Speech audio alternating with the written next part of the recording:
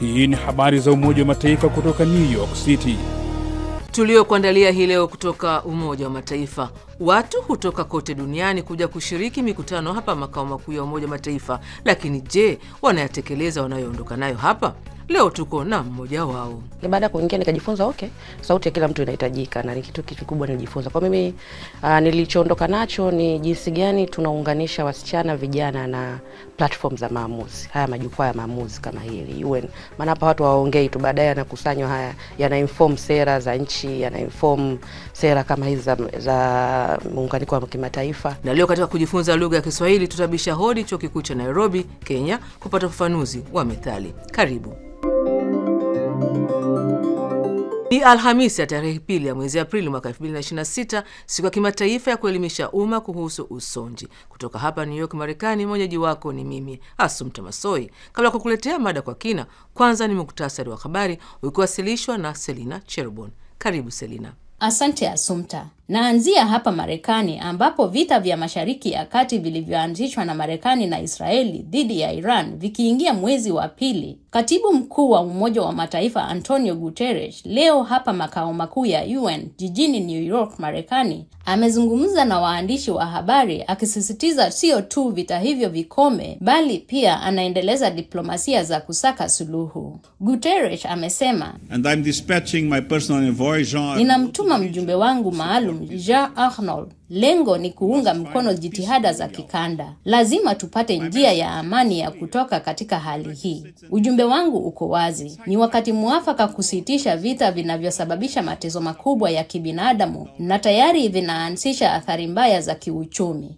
Ripoti mpya ya Kamisheni ya Umoja wa Mataifa kwa Uchumi wa Afrika, ICA, imependekeza umuhimu wa kuimarisha mifumo ya usimamizi wa deni la umma barani Afrika, ikionya kwamba uendelevu hautegemei tu kiwango cha kukopa bali pia ubora wa taasisi, mifumo ya kisheria na uwazi. Ikitolewa leo huko Addis Ababa, Ethiopia, ripoti hiyo inataja udhaifu kama vile uwezo mdogo wa kufanya uchambuzi wa hatari na ushawishi wa mashinikizo ya kisiasa katika maamuzi ya kukopa, ikisema kuwa kuboresha usimamizi ni jambo muhimu ili kuhakikisha kuwa deni la umma linachangia ukuaji wa uchumi endelevu badala ya kuwa chanzo cha kuyumba kifedha. Na wakati dunia leo ikiadhimisha siku ya uelewa wa usonji, familia katika ukanda wa Gaza, eneo la Palestina linalokaliwa kimabavu na Israeli, zinakabiliwa na changamoto zinazoongezeka katika kuwahudumia watoto wenye usonji katikati ya mzozo unaoendelea na hali mbaya ya kibinadamu. Katika kitongoji cha Sheikh Radwan, kaskazini mwa jiji la Gaza, Lion Abu Kosa mwenye umri wa miaka 16 ambaye ana usonji anaishi na familia yake katika magofu ya nyumba yao. Familia yake inasema hali ngumu ya maisha imeongeza changamoto zinazohusiana na hali yake, huku ukosefu wa utulivu na mkwamo wa kupata huduma za kitaalamu ukiendelea kudhoofisha ustawi wake. Mwisho wa muhtasari wa habari. Asante sana Selina Cherubon kwa kutuletea muktasari wa habari. Hapo baadaye katika kipengele cha jifunze Kiswahili, je, wafahamu maana ya methali atanguliaye kufika huchagua pa kukaa? Kama la, basi ungana nami hadi katika kipengele cha jifunze Kiswahili. Kutoka New York, sauti ya from the United Nations.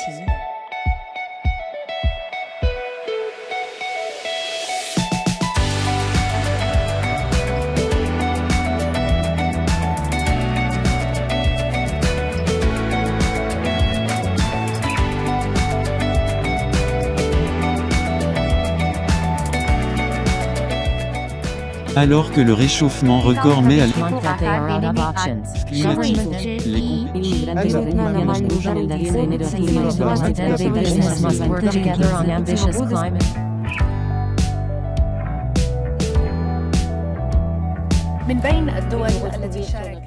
Naam, ni habari kutoka Umoja wa Mataifa kutoka hapa Marekani kupitia chaneli yetu ya YouTube Habari za UN na pia televisheni wa shirika. Na unaweza kutembelea wavuti wetu news.un.org/sw kwa taarifa na makala. Mimi ni Assumpta Massoi, tunasonga mbele na sasa ni wasaa wa mada kwa kina. Ni desturi yetu hapa idhaa ya Kiswahili ya Umoja Mataifa kuwauliza baadhi ya washirika wa mikutano inayofanyika katika makao makuu ya Umoja Mataifa jijini New York, Marekani, ni jambo gani wanakuwa wamejifunza katika mkutano husika na wataenda kulitekeleza vipi katika nchi zao. Mwaka jana 2025 katika mkutano wa 69 wa kamisheni ya hali ya wanawake duniani CSW69, mmoja wa waliohudhuria wakati huo ni Zahra Salehe, mkurugenzi mtendaji wa shirika la ICAO linaloshughulika na masuala ya vijana nchini Tanzania. Kwa kuwa mwaka huu 2026 Zahra ameshiriki tena katika mkutano wa 70 wa kamisheni ya hali ya wanawake duniani CSW70, tumepata fursa ya kumhoji ni kwa kiasi gani amefanikiwa katika kutekeleza malengo yake ya mwaka jana. Mwakilishi wetu katika mahojiano haya ni Arnold Kayanda. Karibu Arnold. Asante sana. Zahra, karibu katika studio za Umoja wa Mataifa hapa New York. Asante sana. Na furaha sana kuwa hapa. Bila shaka. Sio mara yako ya kwanza kushiriki. Mwaka jana tulivyozungumza ulikuwa umesema kwamba kuna vitu vingi ambavyo umejifunza kwenye huo mkutano wa 69 wakati ule, na ungependa kurudi nyumbani Tanzania kuvitumia ili kuchangia kwenye miradi ambayo mnaifanya. Ni vitu gani ambavyo ulijifunza mwaka jana na vimekusaidia katika mwaka mzima mpaka kuja kushiriki mwaka huu?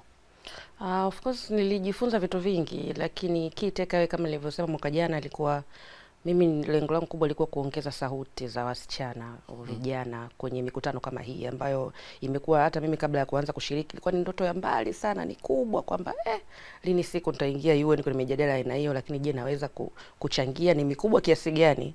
Mawazo yangu yanaweza kuingia kwenye hiyo mikutano hao ni mawazo ya wale tu ambao yani nilikuwa nadhani ni kitu kikubwa sana. Lakini baada ya kuingia nikajifunza sauti ya kila mtu inahitajika na ni kitu kikubwa nilijifunza. Kwa mimi nilichoondoka nacho ni jinsi gani tunaunganisha wasichana vijana na platform za maamuzi. Haya majukwaa ya maamuzi kama hili UN.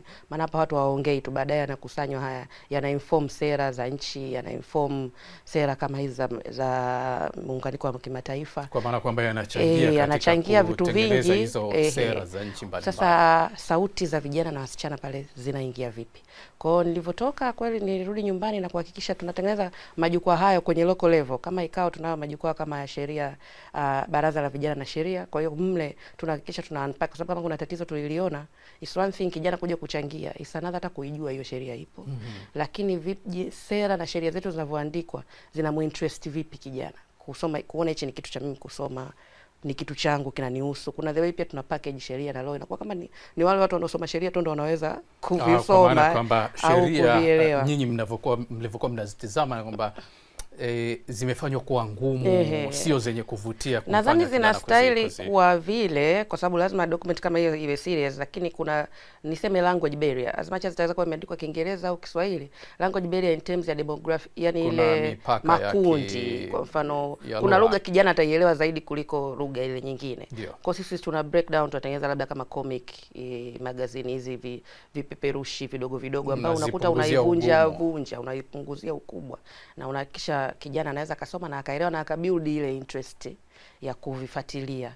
Kwa hiyo kikubwa nikichukua hicho, umuhimu wa kuunganisha sauti za vijana hususan wasichana kwenye jukwaa za maamuzi kama hizi, kwa sababu wakijua, wakielewa watashiriki, na kwa hiyo tutakuwa tunatoka na hizi sera na sheria ambazo ziko inclusive, zina include sauti za vijana na yale ambayo, kwa sababu sisi ndio tutaziishi hivi vitu mbele.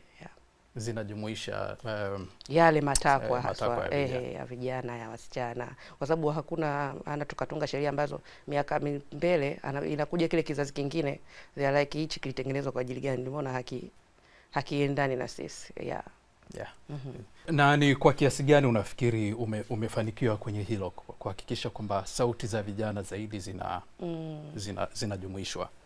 Nadhani kwa level yetu kama shirika, lakini pia at individual level kama binafsi, nadhani nimejitahidi kwa sababu kwa mfano shirika limeanzisha majukwaa linawafikia vijana zaidi, hata locally sisi tuko Mara, tuko Pwani, tuko Dar es Salaam, na ukiangalia namba za vijana ambao tunawafikia kila mwaka wanufaika wanakuwa wengi. Kwa hiyo tunaamini kila siku zile namba tunavyoziongeza, na tunatumia mbinu mbalimbali kama pia media, vyombo vya habari. Tulikuja kuona ni mkakati mzuri sana wa kufikia kwa haraka watu wengi, kwa sababu inawezekana nikawa na rasilimali za kuwa sehemu moja lakini ile taarifa ikitoka pale ikaenda kupitia vyombo vya habari, ikaenda kupitia mitandao, ina maana itawafikia na wengine ambao hawapo kwenye location ile. Kwa hiyo pia tumeexhaust sana vyombo vya habari, tumeexhaust mitandao. Mmetumia mitandao na vyombo vya habari. Na vyombo vya habari. Na mimi binafsi nilipata kwa katika hiyo mission nikajikuta nimeingia hadi kwenye vyombo vya habari nasomea saizi habari, kwa sababu nimeona ni mkakati ambao utakuja kusaidia hizi kazi ambazo tunafanya. Ni element ambayo tunatakiwa tuiongeze kwenye kazi zetu kama vyombo mashirika. Tunatoa vipi zile story tunazokutana nazo? Tunatoa vipi sauti za wa beneficiaries wetu tunakutana nao kama hatujaweza vizuri kuitoa hizo taarifa zao nje. Kwa hiyo kwa nafasi ya kipekee nikajikuta na mimi niko saizi East Africa pale kwenye kipindi cha wanawake. Kwa hiyo nikapata nafasi, wakanipokea vizuri, na nashukuru sana na kuingiza pale mijadala, kuingiza sauti za wanawake kuanzia kwenye uandaji zile mada mpaka watu wanaokuja kuzitoa zile mada. Kwa hiyo mwaka mzima ninakuwa naona zile hii taarifa imetoka. Ukiangalia pia kwenye hizo namba ambao kipindi kinafanya East Africa inafanya, unaona mimi pia kwenye lengo yangu binafsi naanza kuona hii ina maana hapa nimefikia milioni 2 kwa huu ujumbe ambao nilikuwa nahitaji ufike. Shukran sana Arnold Kayanda kwa kutuletea mahojiano hayo, na kila laheri Zahra Salehi. Na sasa ni wasaa kujifunza Kiswahili. Leo mchambuzi wetu ni Dr. Josephat Gitonga ambaye ni mhadhiri katika Chuo Kikuu cha Nairobi nchini Kenya kwenye kitivo cha tafsiri na ukalimani. Anafafanua maana ya methali atanguliaye kufika huchagua pa kukaa. Atanguliaye kufika huchagua pa kukaa ni methali inayo maana kwamba mtu afikaye mahali fulani akiwa wa kwanza huwa na nafasi nzuri ya kuchagua atakapoketi.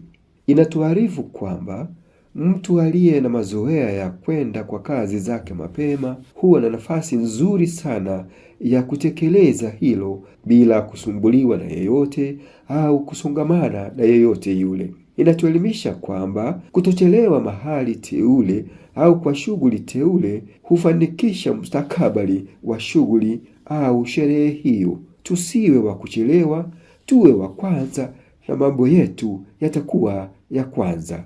Asante. Shukran sana Dr. Josephat Gitonga kwa elimu hiyo.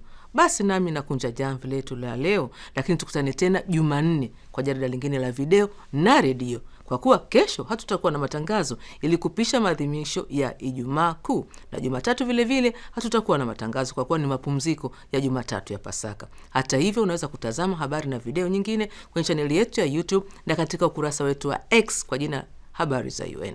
Kumbuka pia kupakua app yetu ya Habari za UN katika Play Store na App Store, na wavuti wetu ni news.un.org/sw. Kutoka hapa New York, Marekani, kwa niaba ya wote walioshiriki kuletea jarida hili, mimi ni Asumta Maksoi na kutakia amani na kila laheri katika sikukuu ya Pasaka.